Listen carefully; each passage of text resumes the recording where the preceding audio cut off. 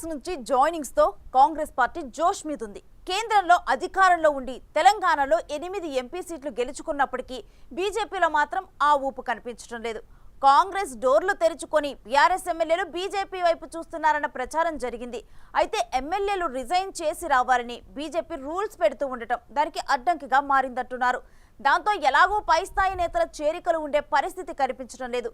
కనీసం గ్రౌండ్ లెవెల్లోనైనా చేరికలు ఉంటాయా? అసలు ఇంతకు బీజేపీలో జాయినింగ్స్ ఉన్నట్టా లేనట్టా? చేరికల కమిటీ ఏం చేస్తున్నట్టు?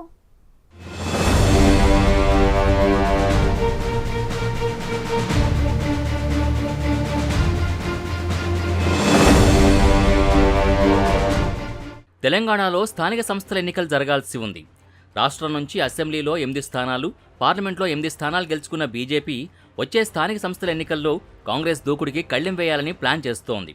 కానీ అందుకు తగ్గట్టుగా చర్యలు, ప్రణాళికలు అమలు చేయడం లేదనే విమర్శలు ఆ పార్టీ వర్గాల్లోనే వినిపిస్తున్నాయి.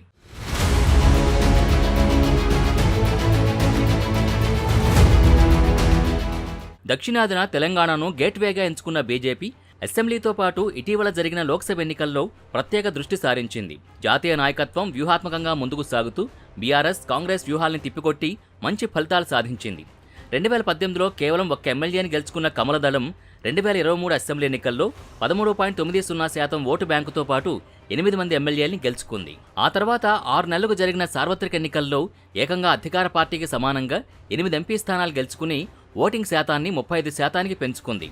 దాంతో పార్టీకి అనుకూల వాతావరణం ఉందని భావిస్తూ క్షేత్రస్థాయిలో సంస్థాగతంగా బలోపేతం చేయడానికి కసరత్తు మొదలుపెట్టింది. త్వరలో జరిగే స్థానిక సంస్థల ఎన్నికల్లో సత్తా చాటుకోవాలని కాషాయ నేతలు భావిస్తున్నారు. రాష్ట్రంలో అత్యధికంగా సర్పంచ్, ఎంపీటీసీ, జెడ్పీటీసీల్ని కైవసం చేసుకుని పల్లెల్లో పట్టు సాధించేందుకు ప్రణాళిక రచిస్తున్నారు.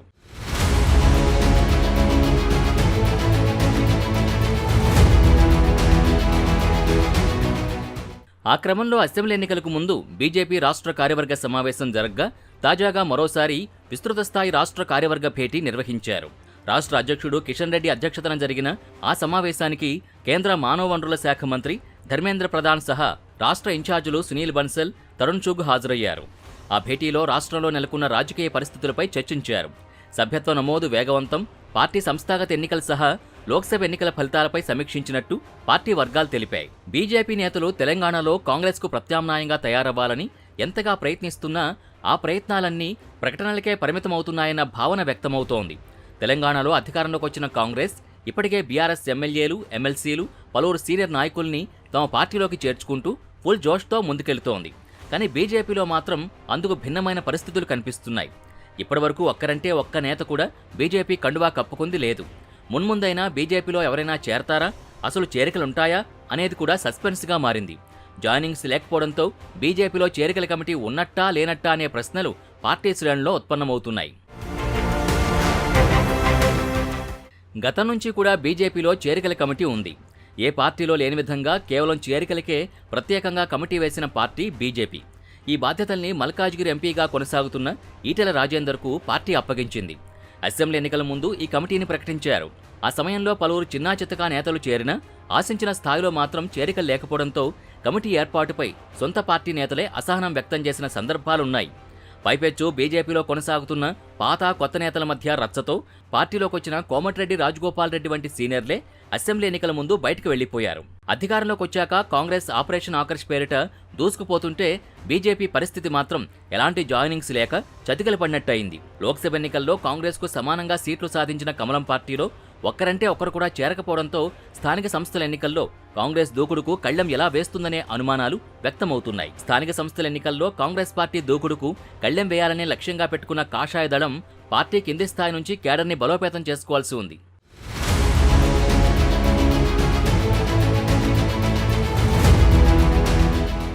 అయితే దానికి తగ్గట్టు బీజేపీ నేతలు ఎలాంటి చర్యలు తీసుకోవడం లేదని టాక్ బలంగా వినిపిస్తోంది. గ్రౌండ్ లెవెల్లో పార్టీని బలోపేతం చేయాలని ఎప్పటినుంచో కమలం పార్టీ ప్రయత్నాలు చేస్తోంది.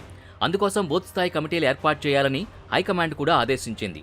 ఎన్ని కమిటీలు వేసినా పరిస్థితి మాత్రం మారడం లేదు. ఆ క్రమంలో తాజాగా కేంద్ర హోంశాఖ సహాయ మంత్రి బండి సంజయ్ తమకు 26 మంది బీఆర్ఎస్ ఎమ్మెల్యేలు టచ్లో ఉన్నారని బాంబు పేల్చారు.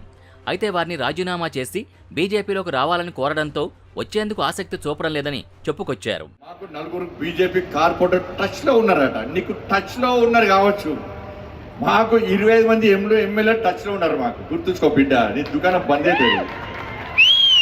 మేము రాజకీయ వ్యభిచారం కాదు. మేము మా పార్టీకి రావాలంటే రాజీనామా చేసి గెలిచి రావాలి. మీరు రాజకీయ వ్యభిచారులు ఎవరికి ఎట్లా నీ గంప కిందకి అమ్ముతావు. నువ్వు నీకు 4 కార్పొరేట్ వచ్చాడు, 25 మంది ఎమ్మెల్యే టచ్లో చూస్తున్నాం బిడ్డ. అవకాశం కోసం చూస్తున్నాం. ఎప్పుడు మేము టచ్లో వాళ్ళు ఉండడం కూడా సిద్ధంగా లేరు. కారు గుర్తు మీద కూడా గెలుస్తారా ఈసారి? గెలుస్తారా? ఏడ గెలవరు. కేల్కతా దుకాణం బంద్. అందుకే నా భారతీయ జనతా పార్టీ కార్యకర్తలు మీ అందరు గొప్పతనం అన్న, నాయకుడు ప్రజల గొప్పతనం అన్న. తెలంగాణ రాష్ట్రంలో 80% భారతీయ జనతా పార్టీ ప్రభుత్వాన్ని ఏర్పాటు చేయాలని చెప్పి ప్రజలందరూ దృఢ సంకల్పంతో ఉన్నారు. కాబట్టి ఎక్కడ ఎన్నికలు జరిగినా భారతీయ జనతా పార్టీ గెలుస్తూ వస్తున్నది. ఇప్పుడున్న పరిస్థితుల్లో బైపోల్స్కు సిద్ధం అవడానికి ఎమ్మెల్యేలు ఇష్టపడరు. దాంతో వారు బీజేపీలో చేరడం అసాధ్యమే. మరి స్థానిక సంస్థల్లో సత్తా చాటాలంటే గ్రౌండ్ లెవెల్లో పార్టీ బలంగా ఉండాలి. అంతేకాదు నేతల చేరిక తప్పనిసరి. పై స్థాయి నేతలు చేరకపోయినా కనీసం కార్యకర్తలు, ద్వితీయ శ్రేణి నేతల్ని చేర్చుకున్నా స్థానిక సంస్థల ఎన్నికల్లో ప్లస్ అవుతుంది. కానీ అందుకు అనుగుణంగా పార్టీ చర్యలు, ప్రణాళికలు చేపట్టడం లేదని, చేరికల కమిటీ కూడా ఆ వైపుకు దృష్టి సారించడం లేదనే విమర్శలు వస్తున్నాయి. మరి స్థానిక సంస్థల ఎన్నికల్లో సత్తా చాటుదామనుకుంటున్న బీజేపీ యాక్షన్ ప్లాన్ ఎలా ఉంటుందో చూడాలి.